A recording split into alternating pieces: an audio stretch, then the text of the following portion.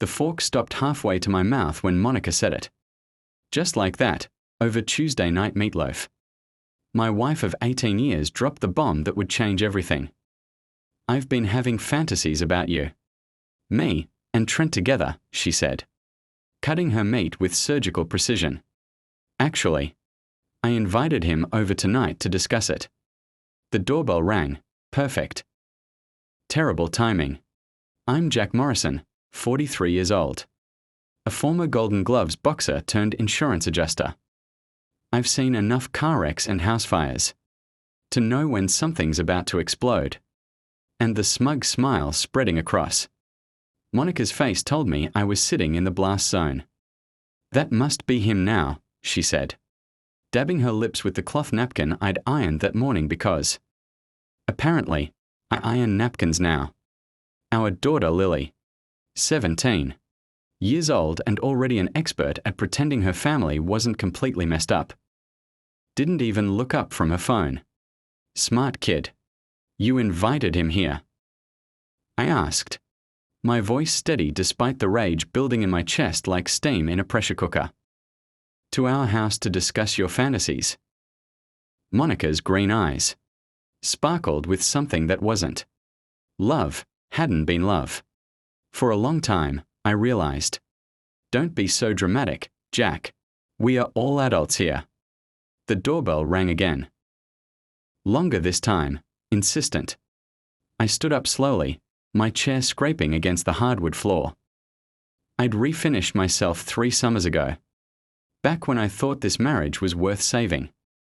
Back when I thought Monica appreciated the blood, sweat, and tears I'd poured into making this house a home. If he walks through that door, I said quietly, I'm going to confront him. Monica laughed, actually laughed. Oh, Jack, you're so possessive. It's 2023. Not 1953. People explore their romantic side now. Mom. Gross, Lily muttered, finally looking up from her phone. Can I eat at Sarah's? Finish your dinner. Sweetheart, Monica said sweetly, then to me. Are you going to answer the door, or should I? I walked to the front door, my hands clenched into fists. Through the frosted glass, I could see Trent's outline, tall, lean. Probably wearing one of those expensive suits Monica was always complimenting. Trent Blackwood, junior partner at Morrison & Associates. Yeah, same last name as me. But no relation, just another cosmic joke in the crap show my life had become. I yanked the door open. Hey, Jack, Trent said, flashing his $1 million smile. The one that probably melted panties in. Courtrooms across Maine. Monica. Invited me for dinner. Hope you don't mind. He was holding a bottle of wine. A nice bottle, probably costing more than I made in a day adjusting claims for fender benders and kitchen fires. Actually, I do mind, I said. His smile faltered. Oh, well. Maybe we could. I grabbed him by his silk tie and yanked him into the garage, slamming the door behind us. The automatic garage door was closed, giving us privacy. My old boxing heavy bag hung in the corner next to the workbench where I'd built Lily's first bicycle. Let me explain something to you, Trent, I said, backing him against my workbench as tools rattled. I don't care how many billable hours you've logged with my wife. I don't care about her fantasies. But if you think you're walking into my house to discuss messing with my wife over pot roast, you're dumber than you look. I picked up a crowbar from the workbench, not to use it, just to make a point. And trust me, I continued, you look pretty foolish right now. Trent's face went pale. Jack, I think there's been a misunderstanding. The only misunderstanding is Monica thinking I'd sit there like a cuck while she planned a threesome at the dinner table. I tapped the crowbar against my palm. So, here's what's going to happen. You're going to take your fancy wine and your fancy suit and get the heck off my property. If I see you here again, you'll leave in a wheelchair. We clear. The garage door to the house opened. Monica stood there, hands on her hips, looking more annoyed than concerned. Jack, what are you doing? Taking out the trash, I said, not taking my eyes off Trent. He straightened his tie, trying to salvage some dignity. Maybe we should talk about this another time. Monica. There won't be another time, I said. Monica's laugh was sharp and cold. You're being ridiculous. Jack. Trent is a colleague. A friend. Friends don't usually discuss intimate fantasies over family dinner. I replied. Trent edged toward the main garage door. I hit the button, and it rumbled open. Our neighbor Barb was getting her mail across the street. She waved, then noticed the tension and quickly looked away. This isn't over, Monica said as Trent hurried to his BMW. I watched him drive away, tires squealing slightly. Amateur. In my boxing days, I'd learned that the real fight starts after the first punch is thrown. You're pathetic, Monica said behind me. Maybe next time I'll invite more friends. I turned to face my wife. She stood in the doorway like a queen surveying her disappointing kingdom. Her blonde hair perfectly styled. Her makeup flawless despite the late hour. She'd always been beautiful. Too bad beauty was only skin deep. You want a war, Monica? I said quietly. You'll get one. She smirked and walked back into the house, leaving me alone in the garage with my tools, my heavy bag, and the growing realization that my marriage wasn't just over, it had been dead for months, maybe years. I just hadn't smelled the rot yet. My phone buzzed with a text from Barb. Everything okay over there? I typed back, just getting started. The next morning, Monica acted like nothing had happened. She sat at the kitchen island, scrolling through her phone and sipping coffee from the mug I bought her last Christmas that said, World's Greatest Wife. The irony wasn't lost on me. I'm thinking of redecorating the bedroom, she said without looking up. Something more modern, less masculine. I was making eggs for Lily's breakfast, trying to maintain some normalcy in our rapidly deteriorating household. Masculine? You mean the furniture I built with my own hands? It's very rustic, Monica said, finally meeting my eyes. But I'm thinking we need a change. Fresh start. Lily stumbled into the kitchen, earbuds in, backpack slung over one shoulder. She grabbed a piece of toast and headed for the door. Breakfast, I called after her. I'll eat at school, she mumbled. Lily, sit down and eat with your family, Monica said sharply. Our daughter stopped, pulled out one earbud, and looked between us. Even at 17, she could read the room better than most adults. Are you guys getting divorced? She asked bluntly. The question hung in the air like smoke from a house fire. Monica's coffee cup paused halfway to her lips. I kept scrambling eggs, the only sound the sizzle of butter in the pan. Don't be dramatic, Monica finally said. Your father and I are just exploring new dynamics in our relationship. Gross. Mom, just say you're having a midlife crisis like a normal person. I couldn't help but smile. Lily had inherited my sarcasm and Monica's sharp tongue, a dangerous combination. After Lily left for school, Monica disappeared into her home office to prepare for court, or so she said. I knew better. She was texting Trent, probably planning their next move. I'd seen the signs for months, late nights at the office, new lingerie hidden in the back of her drawer, whispered phone calls that ended when I entered the room. I should have confronted her then, demanded the truth. Instead, I'd chosen to believe her lies, because the alternative was admitting that everything I'd built was crumbling. But last night had changed everything. The mask was off. I drove to the boxing gym where I'd trained in my 20s, before Monica convinced me that fighting was beneath someone with my intelligence. Mick's gym hadn't changed much, still smelling of sweat, leather, and broken dreams. The old man himself was working the heavy bag, his movements still sharp despite being north of 70. Well, I'll be damned, Mick said, wiping sweat from his forehead with a towel. Jack Morrison. Thought you were too fancy for us. Working class types these days. Never too fancy for you. Mick. He studied my face with the eyes of someone who'd seen a lot of fighters, both in the ring and out. Trouble at home. I told him about Monica's fantasy dinner, about Trent, about the slow dissolution of my marriage. Mick listened without judgment, occasionally nodding or grunting in understanding. Women like that, he said when I finished. They don't respect weakness. You've been playing defense for years, letting her call the shots.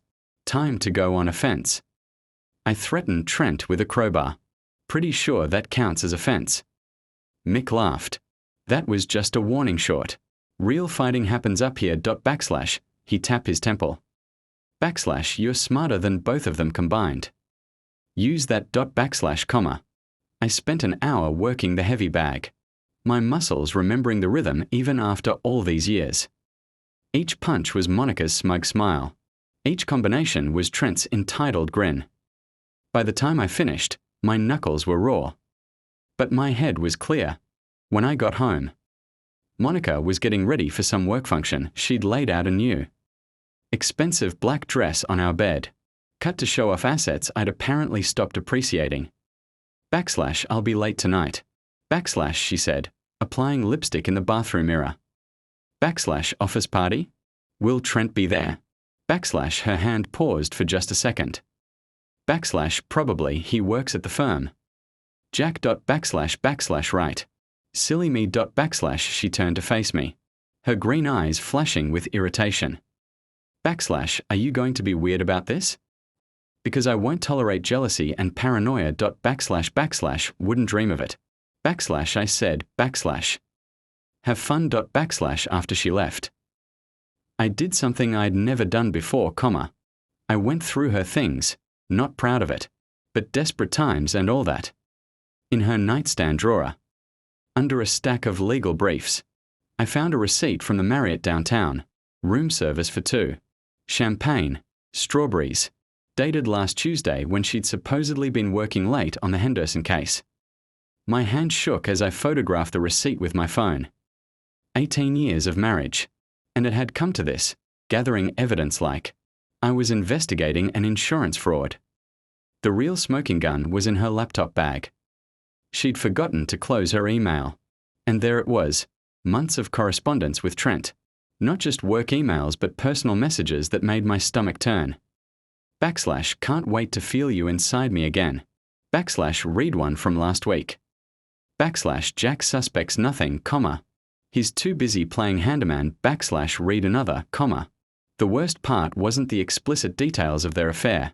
It was how they talked about me like I was a joke. A pathetic husband too stupid to see what was happening under his own roof. I printed everything, every email, every text message thread I could access, every receipt and credit card, statement that told the story of my wife's double life, The evidence filled a manila folder that I locked in my toolbox in the garage. Monica came home at 2 o'clock in the morning, reeking of wine and cologne that wasn't mine. She slipped into bed, thinking I was asleep. How was the party?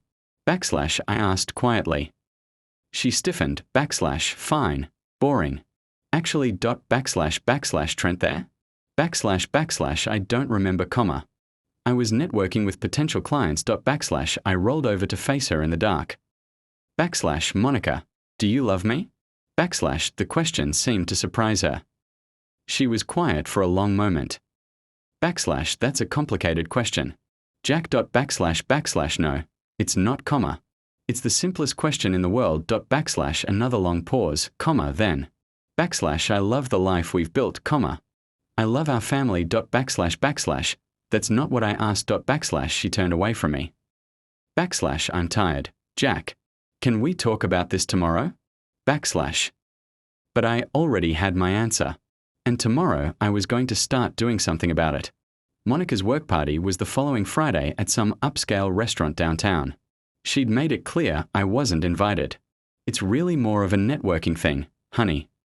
But Mick had other ideas. You're going, he said during our training session that afternoon.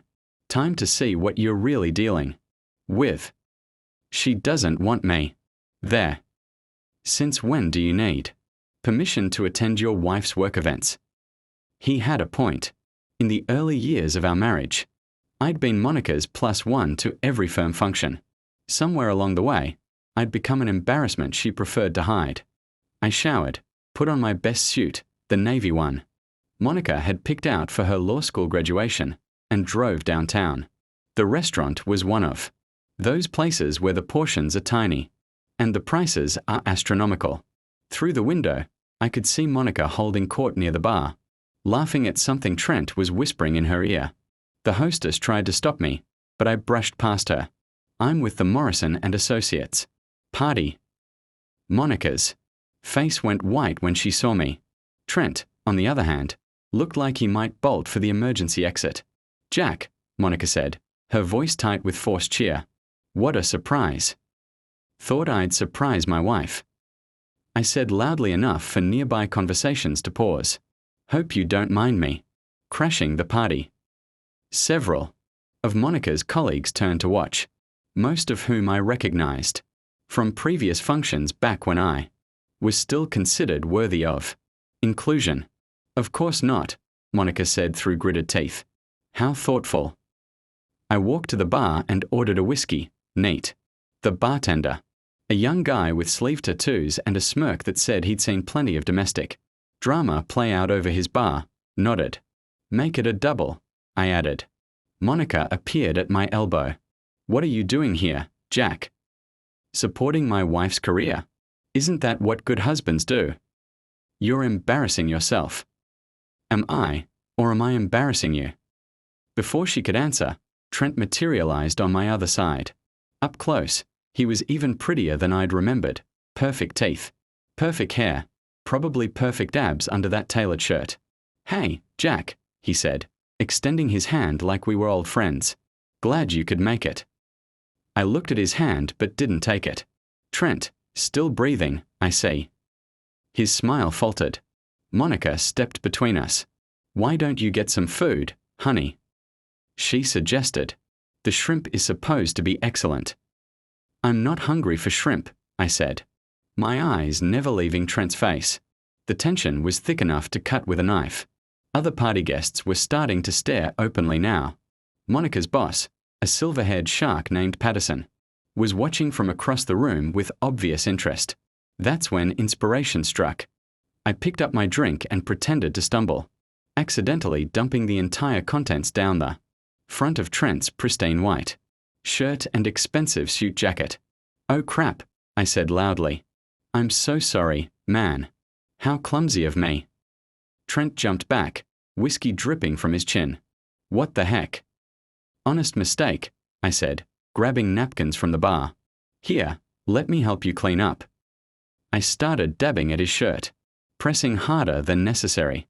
He tried to push my hands away, but I kept at it, making the stain worse. It's fine, he said through clenched teeth. I'll handle it. No, I insist. It's the least I can do. I looked around the room at all the watching faces. Ladies and gentlemen, I'd like to propose a toast. Monica grabbed my arm. Jack, don't. But I was already raising my empty glass. To Trent Blackwood, junior partner, and my wife's close colleague. May his performance in the courtroom be better than his performance in other areas. The room went dead silent. Trent's face turned red. Monica looked like she might faint. Here's to the man who's been working so hard with my wife on those late-night briefs, I continued. Really putting in the extra hours, if you know what I mean. Patterson started moving toward us, but I wasn't finished. And to my loving wife, Monica, who's always believed in exploring new legal strategies, sometimes with multiple parties involved. That's when Trent lunged at me. I saw it coming a mile away. Years of boxing training kicked in, and I sidestepped his clumsy swing, letting his momentum carry him into the bar. Bottles rattled. The bartender swore. Gentlemen, please. Patterson barked, but the damage was done. Security appeared from somewhere. Two big guys in cheap suits, who looked like they'd rather be anywhere else. They grabbed Trent by his ruined jacket and started escorting him toward the door. This isn't over, he snarled at me. Yeah, it is, I replied calmly. Monica followed them out, leaving me alone, at the bar with a room full of lawyers, who were suddenly very interested in their drinks. The bartender looked at me with something approaching respect. Another double. he asked. Make it a triple. My phone buzzed with a text from Lily. Dad, Mom's work party is all over Instagram. Are you okay? I looked around the room at Monica's colleagues, all whispering and stealing glances at me. Tomorrow, this story would be all over the legal community. Monica's reputation, so carefully cultivated over the years, had just taken a major hit, and I was just getting started. I typed back to Lily, never better, sweetheart. Never better. The fallout from the restaurant incident was swift and brutal. By Monday morning, Monica wasn't speaking to me. She'd moved into the guest bedroom and was communicating through Lily, who was clearly uncomfortable being caught in the middle. Mom says you need to apologize to Trent, Lily told me over breakfast. Mom can tell me that herself, I replied, not looking up from my coffee. She also says you're having some kind of breakdown. I looked up. What do you think, Lily? Am I having a breakdown? My daughter studied my face, with the intensity of someone who'd inherited both parents' analytical minds. I think Mom's been acting weird for months, and you finally noticed. Smart kid. Too smart for her own good, maybe.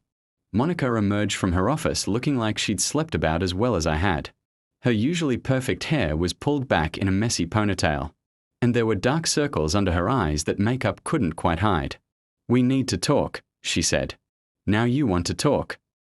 Not here, she glanced at Lily. Somewhere private. We ended up at the diner on Route 1, the same place where we'd had our first date 20 years ago. The irony wasn't lost on either of us.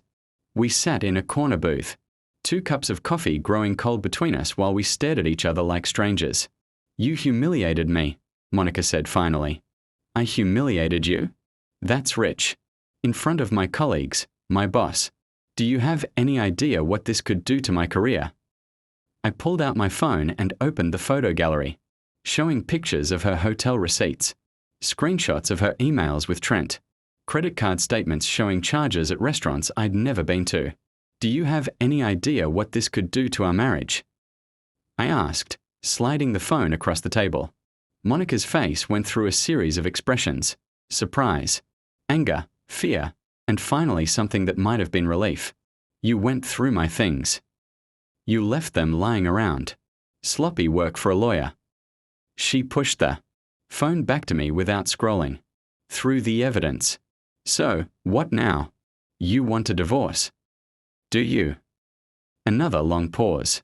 The diner was nearly empty except for a trucker at the counter and an elderly couple sharing a piece of pie. Normal people living normal lives. Probably not sitting in diners confronting 18 years of lies. I want you to fight for me, Monica said quietly. The admission caught me off guard. What? All these months, I've been waiting for you to notice, to care, to do something other than fix the stupid, sink and pretend everything was fine. So you had an affair to get my attention. I had an affair because I felt invisible in my own marriage. Her eyes were bright with unshed tears. When was the last time you looked at me? Really looked at me like I was something more than just another household appliance? I wanted to argue, to defend myself, but the words stuck in my throat. Because maybe, somewhere deep down, I knew she was right. We'd fallen into a routine so comfortable it had become a prison. Trent makes me feel alive, she continued. He sees me as a woman, not just a wife and mother. Trent sees you as a conquest, I said. Trust me, I've read his emails. You're not his first married woman, and you won't be his last. Something flickered across her face. Doubt. Maybe, or hurt. At least he tries, she said. We sat in silence for a while, both lost in our own thoughts.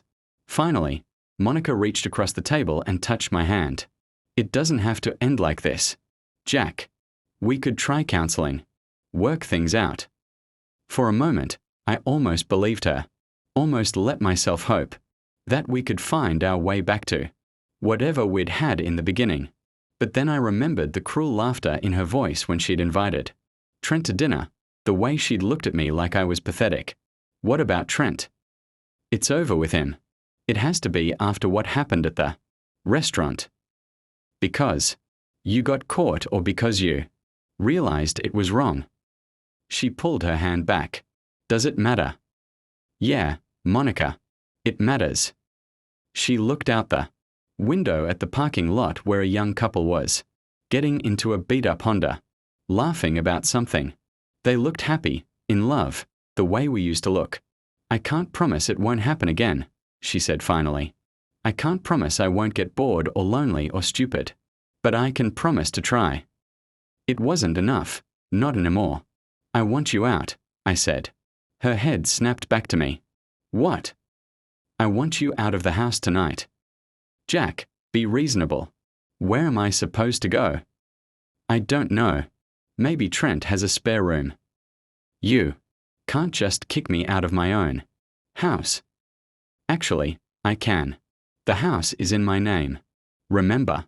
You were too busy with law school when we bought it, so I handled all the paperwork. It was a low blow, and we both knew it, but 18 years of marriage had taught me exactly where to aim to cause maximum damage. Monica's face hardened. Fine, but I'm taking Lily with me. Like heck you are.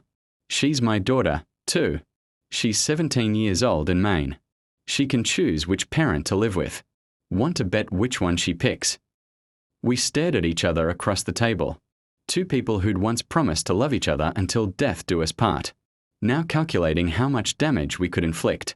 This is really how you want to play it? Monica asked. You started this game when you invited your boyfriend to dinner. I'm just playing to win. She stood up, threw a $5 bill on the table, and walked out without another word. I watched her drive away in her BMW, probably heading straight to Trent's apartment to cry on his shoulder. My phone buzzed with a text from an unknown number. You think you've won something, but you have no idea what you've started. I showed the message to the waitress, a middle-aged woman named Dolores, who'd been working at the diner since before I was born. Sounds like someone's mad at you, honey, she said, refilling my coffee cup. Yeah, I said, and I'm just getting started making them matter. Monica moved in with her best friend, Janet, a social media manager who treated drama like currency and always seemed to have her phone out recording everything. Janet lived in a trendy downtown apartment that screamed trying too hard. Exposed brick walls, industrial lighting, and furniture that looked expensive but uncomfortable. I knew this because Lily told me. Despite Monica's attempts to turn our daughter against me, Lily had chosen to stay at the house, partly because her friends were all in our school district, but mostly because she was tired of her mother's BS. Mom's acting crazy. Lily said one evening while we ate takeout Chinese on the couch, she keeps crying and saying you ruined her life. What do you think? Lily considered this while twirling lo mein around her chopsticks. I think she ruined her own life when she started cheating on you. I'm not stupid. Dad, I knew something was going on. You never said anything. Would it have mattered? Adults never listen to kids about this stuff anyway. She had a point. At 17, Lily had already developed a cynicism that probably came from watching her parents' marriage slowly disintegrate.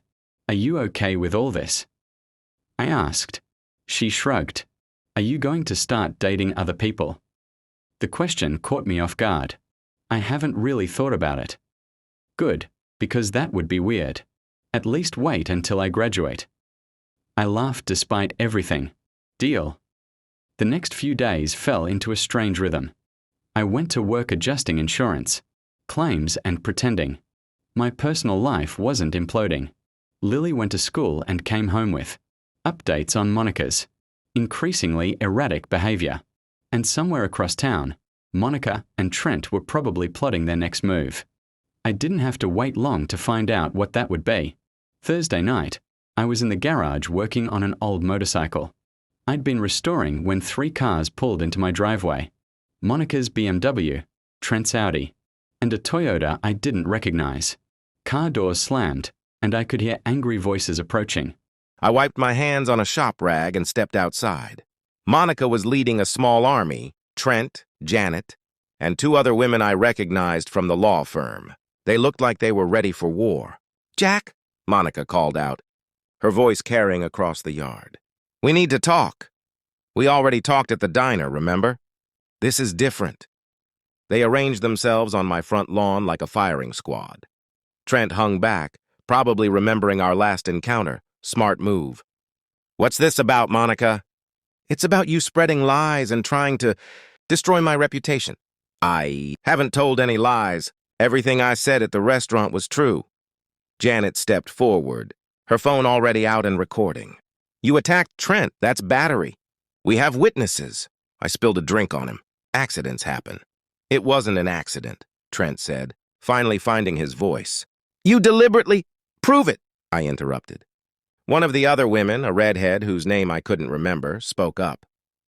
Monica's told us everything about your controlling behavior, your threats, your refusal to let her explore her romantic freedom. I almost laughed.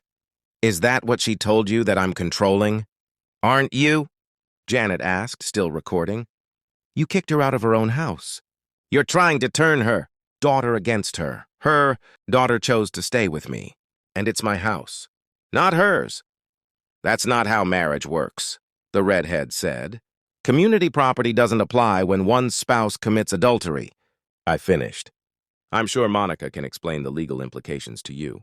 She is a lawyer. After all, Monica's face was flushed with anger and embarrassment. You're being vindictive, Jack. This isn't about the law. It's about doing what's right. You want to talk about what's right? Let's talk about honesty, commitment, respect. You know, all those things you promised when we got married. People change, Trent said. Monica's evolved beyond your narrow definition of marriage. That did it. I stepped closer to him, close enough that he instinctively backed up. Evolved? Is that what you call being with your coworker's wife, Trent? Monica snapped. No, let's be honest here. Your boyfriend thinks adultery is evolution. I think it's just being a selfish piece of crap.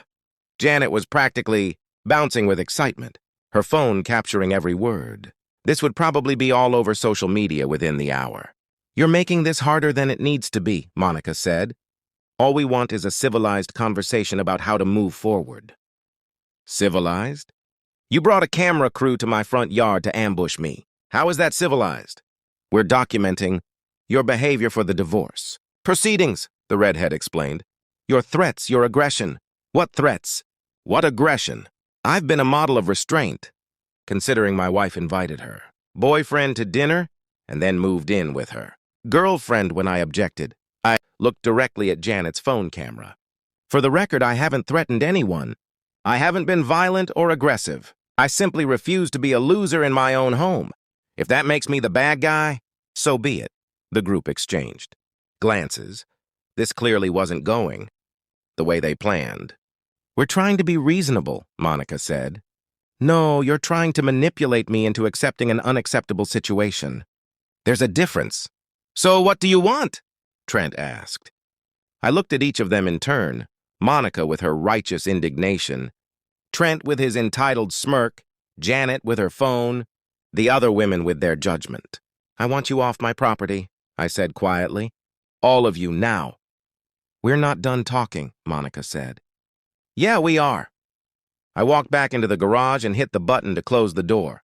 Through the window, I watched them argue among themselves for a few minutes before finally getting back in their cars and driving away. My phone rang almost immediately, Barb from across the street. You okay over there, Jack? Looked like quite a powwow on your lawn. Just Monica being dramatic. Well, if you need anything, you know where to find me. I've got a baseball bat and no patience for BS. I smiled for the first time in days. Thanks, Barb, I'll keep that in mind. After she hung up, I sat in my garage surrounded by tools and motorcycle parts. Thinking about allies and enemies, Monica had her little army of enablers, people who would support her no matter what she did because they shared her twisted worldview. But I had something better, people who understood right from wrong, who believed in loyalty and commitment, who wouldn't abandon their principles for the sake of being progressive or evolved. I was going to need them for what came next. The final confrontation came at the annual charity gala for the Maine Children's Hospital, an event Monica had been planning for months before our marriage imploded. She was on the organizing committee, which meant she couldn't skip it without damaging her professional reputation even further. I wasn't supposed to be there. My invitation had been mysteriously lost in the mail, according to Janet, who was handling publicity for the event. But Mick had a solution. "My nephew owns the catering company," he explained during our training session. "You're working security for the night." The gala was held at the Portland Harbor Hotel, a fancy waterfront venue where Maine's legal and business elite gathered to write tax-deductible checks and pat themselves on the back. I arrived early wearing a black suit and an earpiece that made me look official. Monica looked stunning in a silver dress that probably cost more than most people's monthly salary, holding court near the silent auction tables, playing the role of grieving wife whose husband had abandoned her during a difficult time. Trent hovered nearby like a bodyguard, probably thinking he was protecting her from me. Trent hovered nearby like a bodyguard, probably thinking he was protecting her from me. Janet was there too, along with Monica's other supporters from the law firm, forming a protective circle around her, whispering and shooting dirty looks at anyone who might ask uncomfortable questions about her personal life. I stayed in the background for the first hour, watching and waiting. The hotel security team knew I was there. Mick's nephew had vouched for me, but they didn't know why. As far as they were concerned, I was just extra muscle in case any of the wealthy donors got too drunk and rowdy. The speeches started at 9 walk with various community leaders, taking the podium to talk about the importance of supporting sick children. Monica was scheduled to speak last as the committee chairwoman. That's when I made my move. I walked to the back of the ballroom and found the hotel's AV technician, a college-aged kid who looked bored out of his mind. "Emergency," I told him, flashing a fake security badge. I'd made it Kinko's. "We need to check the projection system for malware. Someone called in a thread about hacking the screens." The kid looked confused, but handed over the laptop that controlled the room's displays. "I don't see anything unusual. Let me take a look." I plugged in a flash drive containing every piece of evidence I'd gathered about Monica's affair, emails, photos, credit card statements, hotel receipts, everything that told the story of her double life. "Looks clean," I told the kid, handing back the laptop. False alarm. I returned to my position near the wall and waited. Monica took the podium to thunderous applause, looking radiant under the spotlights. Every inch the successful professional, woman who'd overcome personal adversity to help sick children. "Thank you all for being here tonight," she began. "As many of you know, this cause is deeply personal to me. When my own daughter was hospitalized with pneumonia 3 years ago, I saw firsthand how important this facility is to our community." The audience was eating it up. Monica had always been a compelling speaker, able to command a room with her presence and conviction. "Family is everything," she continued.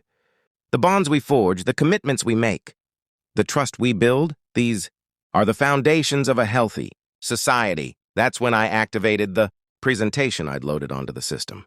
The screens around the room suddenly filled with Monica's emails to Trent, explicit, messages detailing their intimate encounters, mocking comments about me, plans for future rendezvous.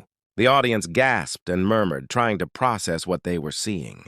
Monica froze at the podium, her face draining of color. "The trust we build," I said loudly from the back of the room, "is sacred. When that trust is broken, when those commitments are abandoned, the whole foundation crumbles." All eyes turned to me as I walked down the center aisle toward the stage. Monica gripped the podium like it was the only thing keeping her upright. "Ladies and gentlemen," I continued, "I'd like to tell you about family bonds and commitment, about what happens when someone decides that marriage vows are just suggestions." Security was starting to move toward me, but they were confused.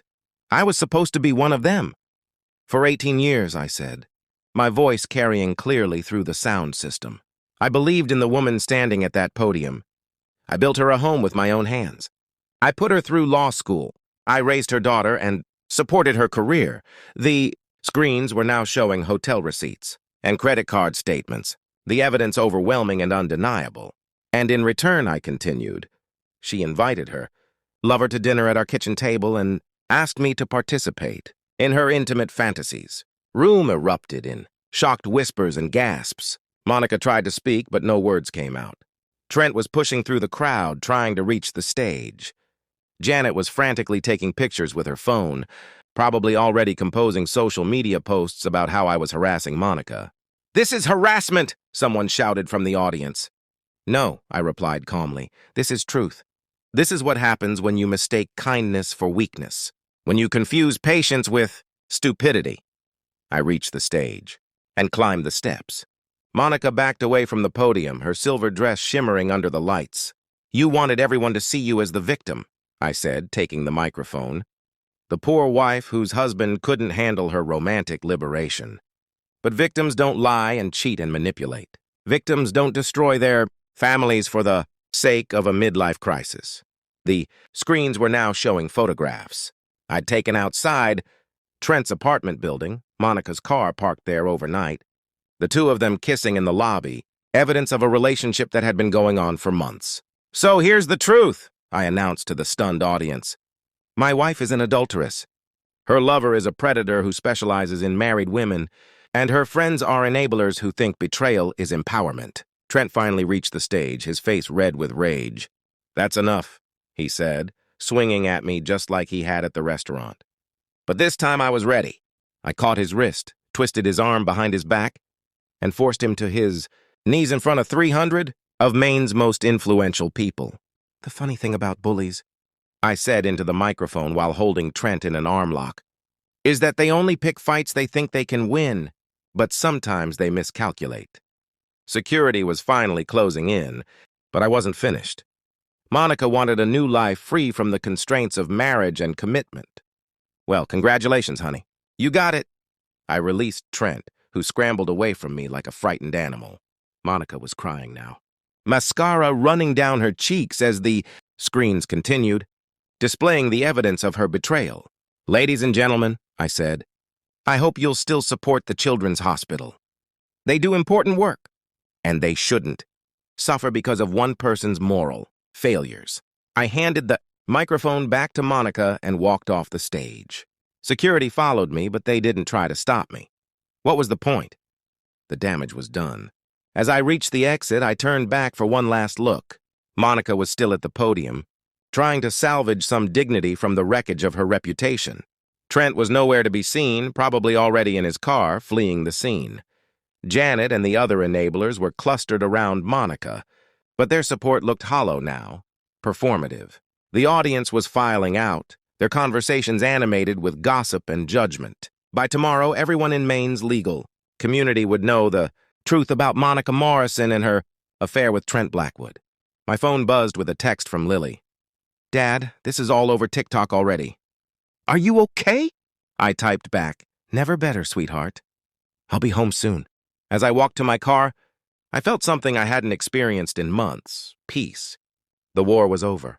I'd won, not through violence or cruelty, but through truth. Monica had wanted to destroy our marriage in public, so I'd given her exactly what she asked for. They'd wanted a villain. I'd just given them the show of a lifetime.